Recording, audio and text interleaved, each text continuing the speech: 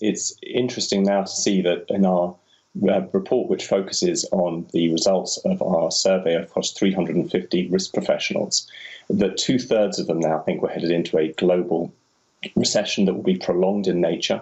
They're also predicting high unemployment and potentially even the risk of another infectious disease outbreak. It's clear from this that most businesses are now planning for a severe downturn. They're hoping for the best, but planning for the worst. Started out this year talking about the E in ESG as the environment certainly soared above the S and the G components. Greta Thunberg versus President Trump, for instance, in Davos.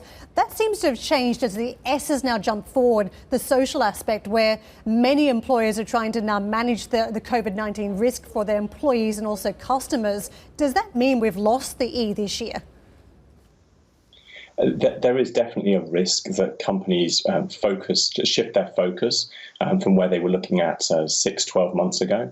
It's also worth noting, of course, that in the very short term, we have seen a reduction in emissions, and that there is an opportunity if we move to a longer term change in working patterns, that some of that may persist. But that would only ever be a short-term boost. What's clear now is that there's going to be a struggle for investment, and that companies are going to need to continue to prioritise sustainability in order to continue to move that agenda forwards.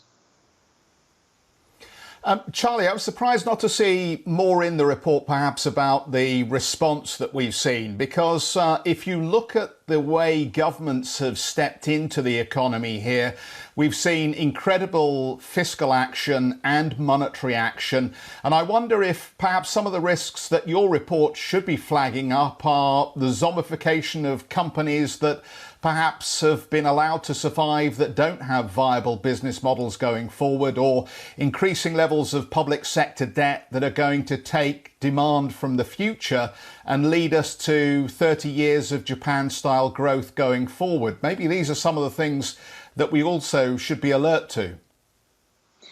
So around about 50% of our respondents highlighted bankruptcies, consolidation, failure of whole industries to recover, disruption of supply chains. I think that there's a lot of concern in the report about what the business environment will look like going forward in an uncertain global economy. One thing that we believe, though, is that some companies will emerge stronger from this, and it will be those that act decisively. It will be those that look after their customers and employees, who use that to build brand and reputation now, and those that invest structurally. Their financial constraints allow, of course, to support their growth. So a lot of companies are cutting back right now. This could actually be an opportunity in the right circumstances for investment in order to really drive growth in the coming 12, 24 months.